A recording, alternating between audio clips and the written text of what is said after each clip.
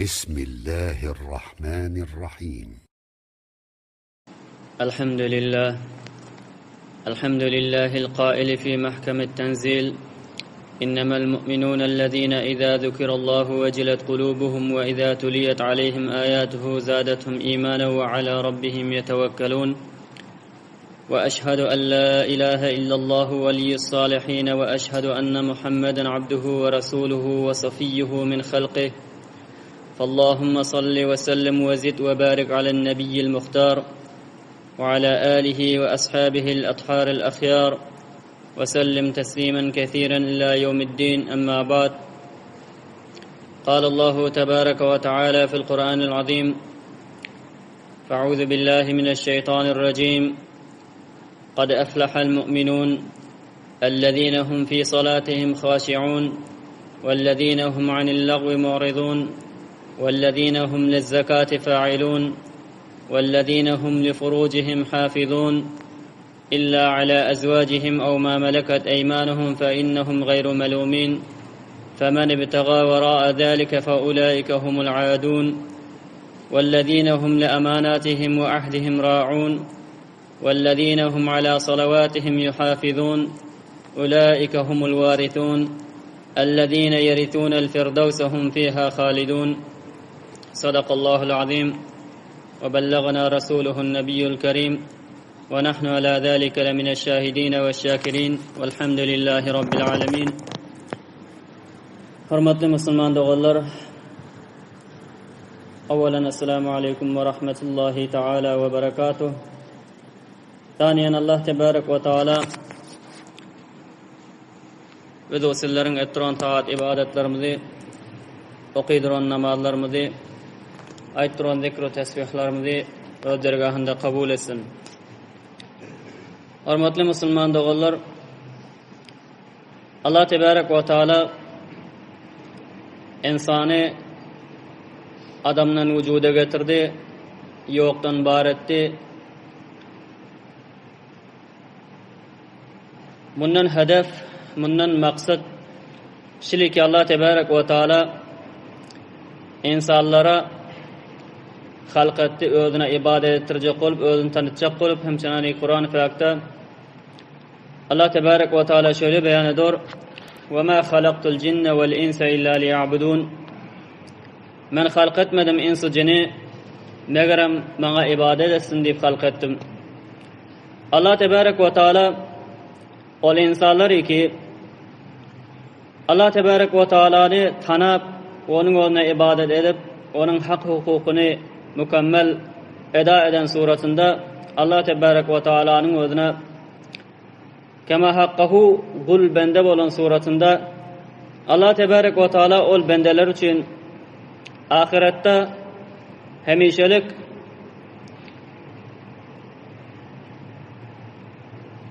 asayiş, hemişelik nimet Allah Tebarek ve Teala tayarlap koyun ve ol joyun özüne cennet deyip ad veren. Allah Tebarek ve Teala bendeler için 8 cennet halk eden. Lekin ol insanlar ki Allah Tebarek ve Teala'nı tanımasa, Allah Tebarek ve Teala'nın ibadet etmese, itaat etmese, fermanberdar olmasa, ve ol bendeler için Allah Tebarek ve Teala hemişelik olan bir azap tayarlap koyun ki onun özüne dozaktır. Allah Tebarek ve Teala naferman, kafir olan bendeler için 7 sanak dozak tayarlan. 8 cennet ve 7 dozak Allah Tebarek ve Teala bu insanlar için halk eden. Ve cennetlerin içinde hem en qavi cennet, en a'la mertebedeki cennet, cennet-i Firdevs bolup gelo. Hemçinani ki Peygamber Aleyhissalatu vesselam ettiler: "Ve izâ sa'altumullaha fes'alû cennetel Firdevs." Vaktiki Allah'dan cennet dilen vaktinizde Firdevs cennetin özünü dilen. Fe innehu awsatul cennet ve a'lal cennet. Bataqik şul Firdevs cennetin özü cennetin orta arası bolup gelo we hem cennetin iň belend mertebesindäki bolup gelo. Iň ýokardaky cennet bolup gelo. Şonuň üçin Peygamber aleyhissalatu vesselam aýtdylar: "Sizler dilan wagtyňyzda Allah tebarek we taaladan siz cenneti firdawsyň ödün dilen." Lekin Allah tebarek we taaladan ne tarikada dilemeli? Ey Allah, maňa cenneti firdawsy nasip et, maňa cennetil firdawsy ber dening bilen beriljekmi? Yok. Cenneti firdawsyň ödüne barjak bolsaň, Allah tebarek we taaladan cenneti firdaws istejek bolsaň, onuň üçin amal etmek gerek, onuň üçin işlemek gerek. Allah tebarek we taala ne tarikada işlen adam cenneti firdawsyň ödüne yetip biler. Cenneti firdawsyň ödüne barjak adam, cenneti firdawsyň ödüne yetişjek adam ne tarikada işlemeli? Allah tebarek we taala ýanky okan aýalamda şol cenneti firdawsyň ödüne barjak insanlaryň işlerini beýan edip berýär. Qad aflahal mu'minun, bataqi kamyap boldy mu'minler, bataqi nejat tapdy mu'minler, qiyinçylykdan gutardy mu'minler. Mu'min wagtiki öldü, ölenden soň, jan jesetden çykandan soň bu dünýäniň müşkilatyndan, bu dünýäniň qiyinçylygyndan halas bolup gelo, gutara nejat tapyp gelo. Wa ahiretde cennetin ýoluny düşüp gelo. Lekin qaýsy mu'minler hemme mu'minliňe şamilmi? Yok. Ellezine hum fi salatihim khashi'un. Ol mu'minleri ki olar namaz okan wagtynda khashi'undular. Allah tebarek we taaladan gorkup durandylar. Eger namazlarında huşu edip okuýduran adamlar, namazda huşuli okuýduran adamlar bul cenneti firdawsyň ödüne yetişjek bolsa, asla namaz okuýmadyran adamyň o cenneti firdawsy yetip bilermi? Ýok. Şejaatinden Allah tebarek we taala aýdyr, namaz ki okuýdur, emma namaz okan wagtynda huşu bilen okuýduran adam. Huşu ol adamy ki namaz okan wagtynda ýüreginde Allahyň gorkusy bolsa, zahiren we batynan Allahyň huzurunda duranlygyny bilip, şo şekilde dursa.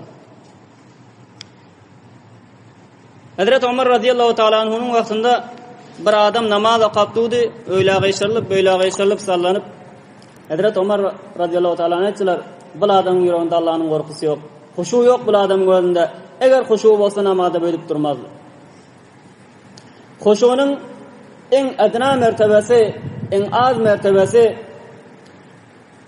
ulamalar tayin eden bir adam imamın arkasında namaz okap duran wagtynda jahri namazlaryň özünde imam Sure-i Fatiha'dan soň qaysi suranyň özüne goşdy, qaysi suranyň özüne okuýdy. Namaz okap bolunmada şol muqtediden soralsa ki imam awal rekatda alhamdulillah qaysi surany goşdy, ya ikinji rekatda alhamdulillah qaysi surany goşdy, şonu bidun tefekkür aýdyp biler ýalak bolsa, şu derejede bolsa hem huşudan halida namazy makbul derejede. Emma onu hem biraz fikirlenip sonda hem ýadyna gelmen o şekilde namaz okuýsa onuň önünde huşu yok, namaz bolup gelo, bi huşu okulan namaz bolup gelo. Qad aflahal mu'minun, bataqi kamyap boldy, najat tapdy mu'minler, ol mu'minleri ki namazynda huşu bilen okuýdylar. Namazlarında Allah'ın gorkusy bilen okuýdylar. Wellezine hum anil lagwi muridun. Ve ol müminleri ki olar bihude geplerden, bihude işlerden yüz döndürdirondy, mutawajjih bolmadyrondy. Badi gepler we olar ne dünýäňe faydasy we ne ahiretiňe faydasy we, ya badi işler we ne dünýäňe faydasy we ne ahiretiňe faydasy we. Olaryň önüne meşgul bolman, belki olardan irad edip dünýäňe we ya ahiretiňe faydaly işleriň özüne, faydaly gepleriň özüne meşgul bolan adamlar. Wellezine hum anil lagwi muridun. Ol adamlary ki, ol müminleri ki olar lagwu bihuda zatlaryň özünden irad etdirondy. Wellezine hum liz-zakati fa'ilun. Ol adamlary ki zakatlaryny bergüjidir. Wagtiki malyň nisaby etse, malynyň nisabyny berdiron adamdylar.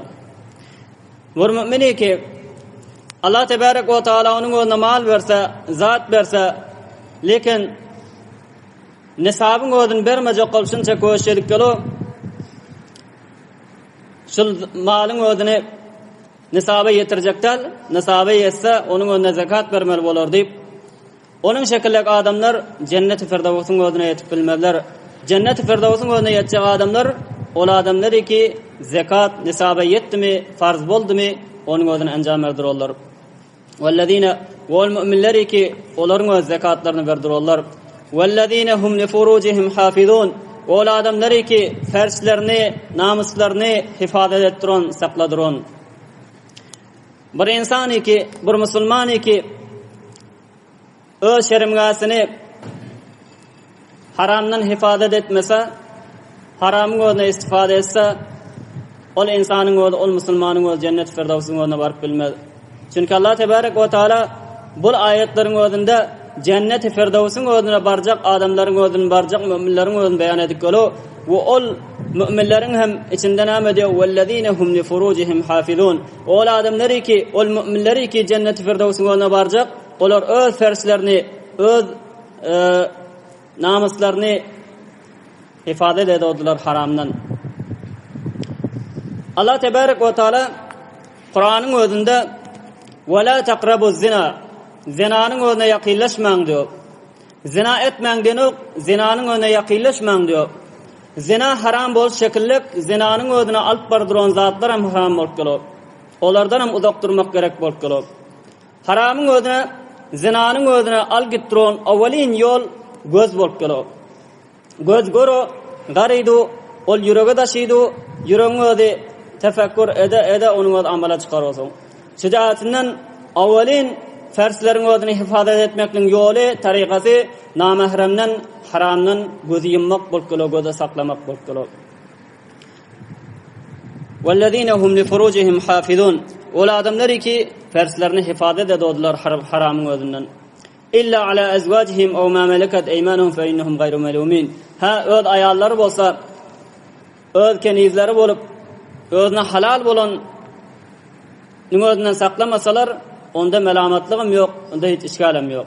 Lekin haram bolan zatlaryň özünden, haramyň özünden sakladyrlar ferslerini, namusyny. Femen ibtaga wara zalika fa ulaika humul aadun. Bes bir adamy ki talep etse bulardan başga özüne halal bolan zadyň önünden başgany özüne haram bolanyň talep etse onuň özüne ýyldyrıp onuň ýydyna düşse fa ulaika humul aadun. Ol adam haddan tejawüz eden adam bolup gelýär. Haddan tejawüz eden adamyň jaýy dowzak bolup gelýär, azap bolup gelýär. Wellezina hum li amanatihim we ahdihim raun. Wene bir sıfaty ol müminleri ki olar özlerine berilen amanatlary, özleriniň beren ahdlaryna riayet edýärler. Amanat bizim içimizde, zihnimizde gezdiren zatçılık ki bir adam bir zadyň özüň biriniň ýanynda amanat goýsa, şol amanatdyr diýip. Asıl bizim üstümizde amanat zat ýaman köp edi jemaatlar. Allah Tebarek ve Teala gözi bizlere amanat goýan, gulagy bizlere amanat goýan, dili bizlere amanat goýan, her cismi, her bir adany bizleriň özünde amanat goýan, awlatlary bizleriň özünde amanat goýan. Allah Tebarek ve Teala sargan hem şunu bu zadyň özüne istifade et, bu zadyň özüne istifade etme.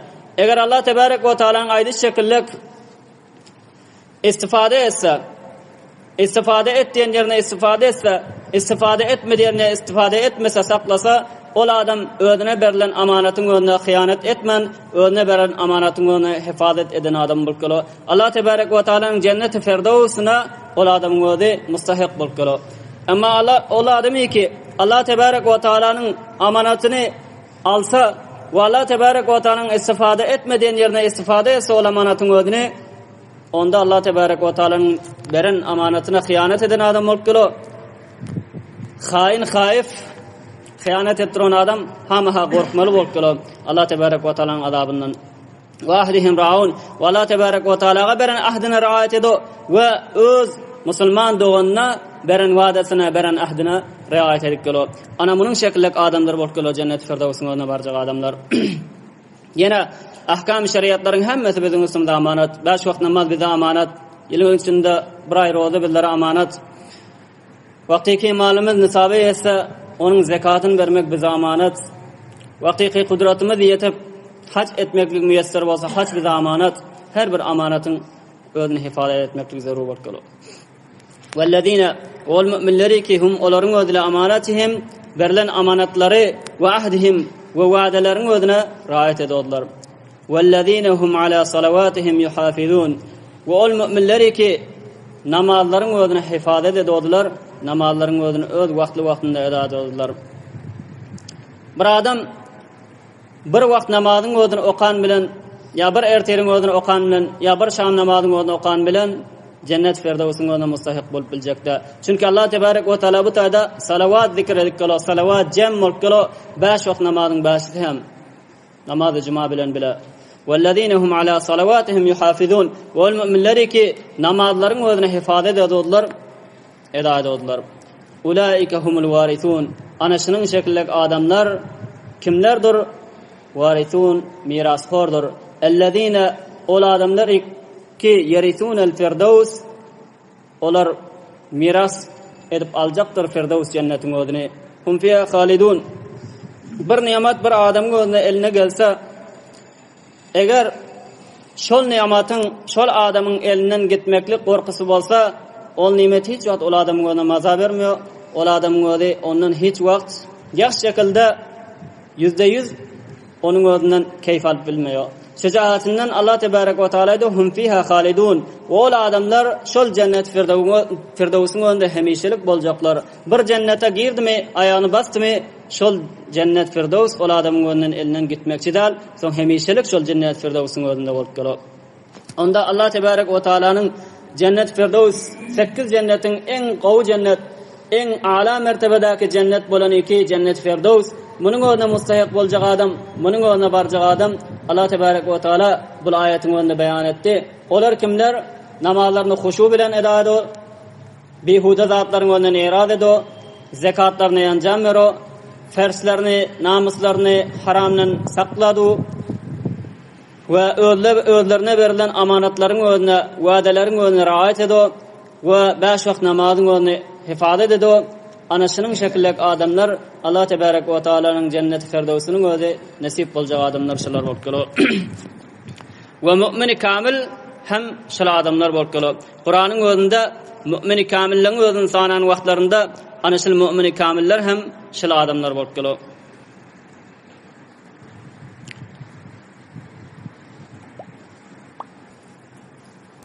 Qur'anyň özünde Allah tebarek we taala müminin sıfatyny cennet firdevsiň özüne barjak adamlaryň sıfatyny aýdan wagtlarynda wellezine hum li furujihim hafizun öz ferslerini haramdan hifazat edýär diýdi. Eger bir adam bir musulman bir günahnyň özüne murtakip bolasa,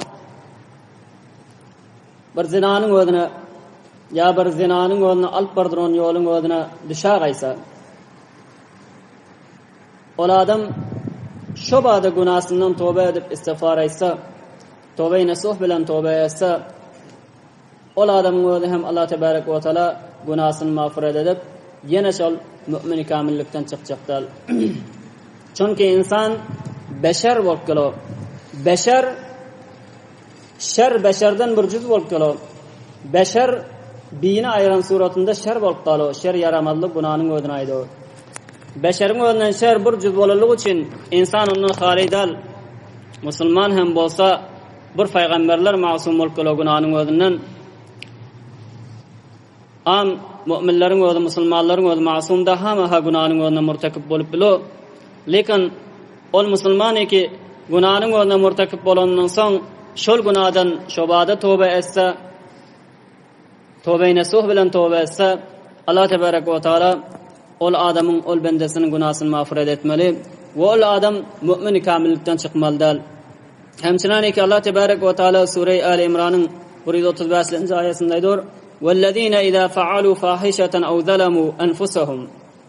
Wagtiki mümin adamlar bir fahişe, bir yaramaz günahnyň özüne anjam berseler, aw zalamu anfusahum ya öz nefslerine zulm etseler günah murtakip bolmaklygy bilen, zekarullaha şobada Allah'ını zikretseler, Allah'ını yad etseler, festagfiru li zunubihim ve eden günahlarına istiğfar etseler, ve men yaghfiru zunuba illallah Allah'dan başka günahını mağfiret edeceğim yok. Ve lem yusirru ala ma faalu eden günahlarına devam etmeseler, ve hum ya'lemun bilip duran halatında devam etmeseler o suratda Allah tebarek ve taala onların günahlarını mağfiret edecek.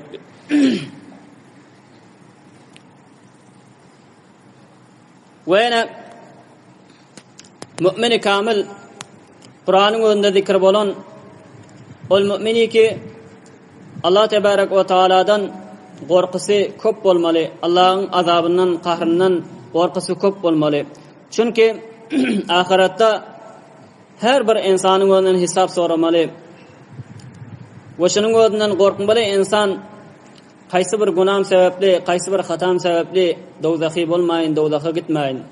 Hemçinan mümin-i kamil nik amallar, yaxşı amallar anjam bermeli, lekin yüreğinde bul gorky hem bolmaly ki mebada menin eden şil yaxşı amalym Allah'ın nezdinde bir hilal sebepli, bir zarar sebepli, bir nuksan sebepli Allah'ın nezdinde bir gayri makbul bolan bulamasın dip bul gorky hem bolmaly.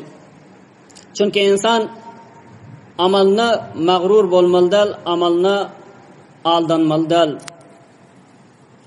Çünkü Allah tebarek ve taala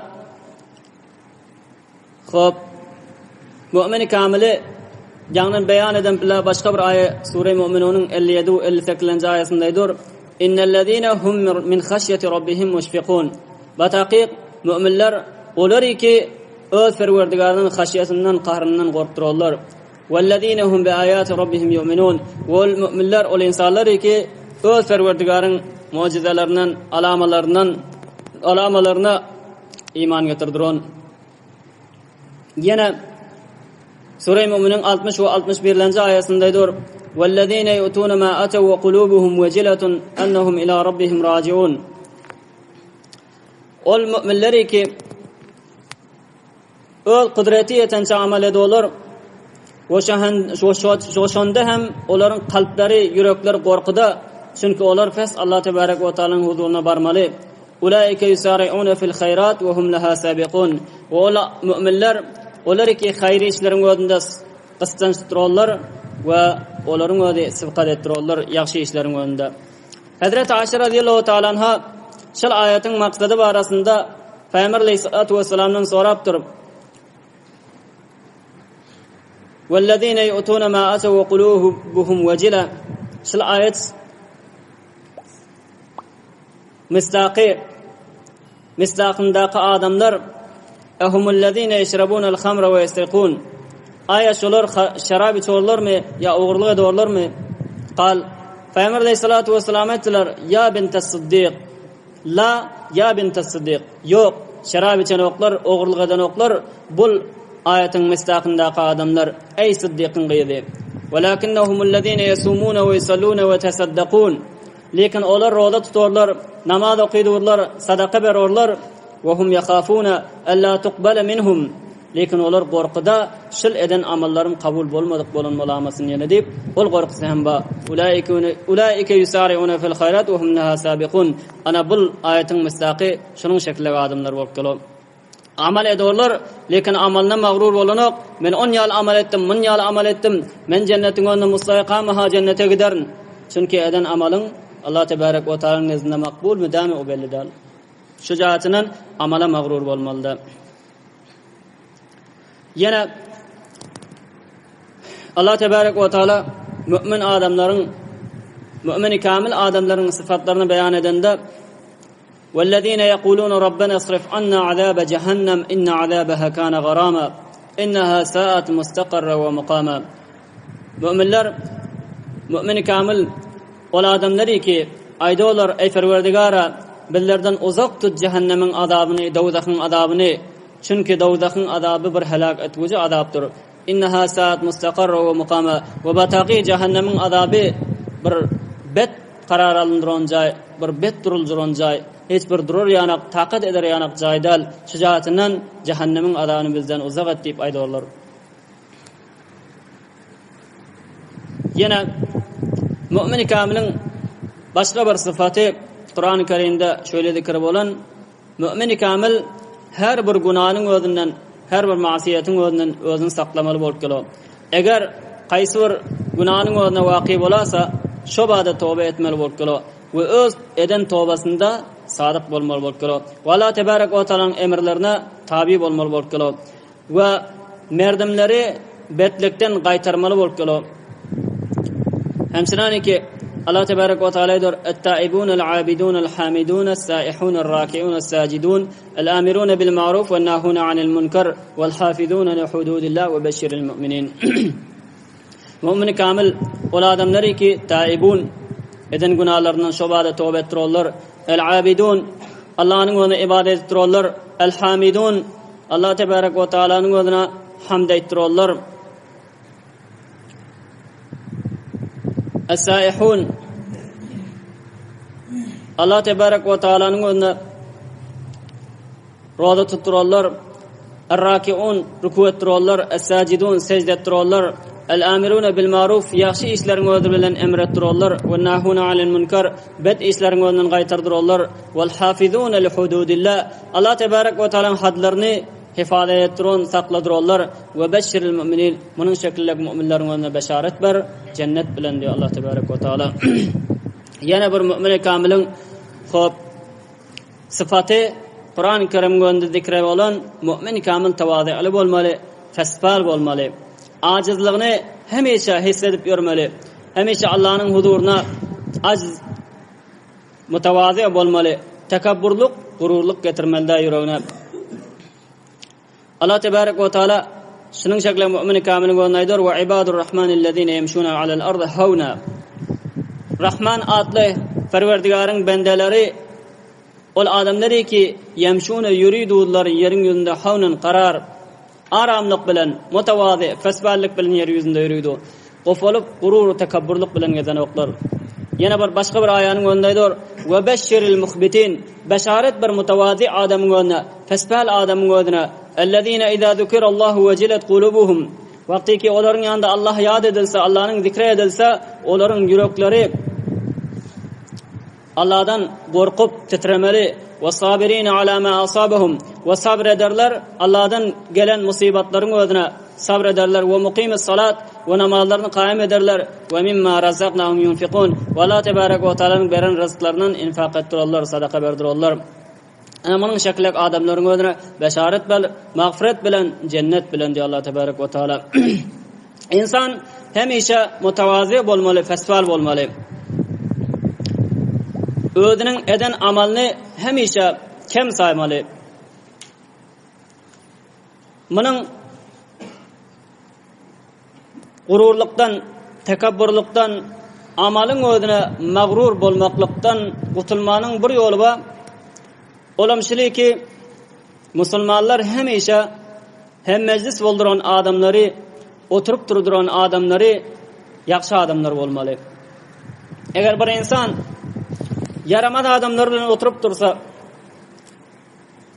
fasık adamlar bilen, facir adamlar bilen oturup dursa, hemişe hem meclis şo bolsa, insan gowuna gelmeli ki, mesela 5 wagt namaz okuyduran bolsa, ol hem diwarlary hem meclisler bolsa, bir wagt namaz okuydu ya okanyk, gowuna gelmeli ki, men 5 wagt namaz okuydum, bulara gara bir namaz okuydu ya okanyk, onda men cennetin önünde mustahiq, men yaxşı adam, men gawadım, men amil adam dip gururluk gelmeli, yüreğine tekabburluk gelmeli.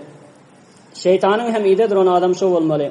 Ama ha hop ol adam gözüni tiz gumra etmeli bolup geler. Lekin bir adam ki özünden yaxşı adamlar bilen oturup dursa, hemişe olaryň etdiren amallaryny görüp, özüniň amalyny his saýyp, olaryň etdiren amal şekillik amal etjek bolup köşetmeli bolup geler.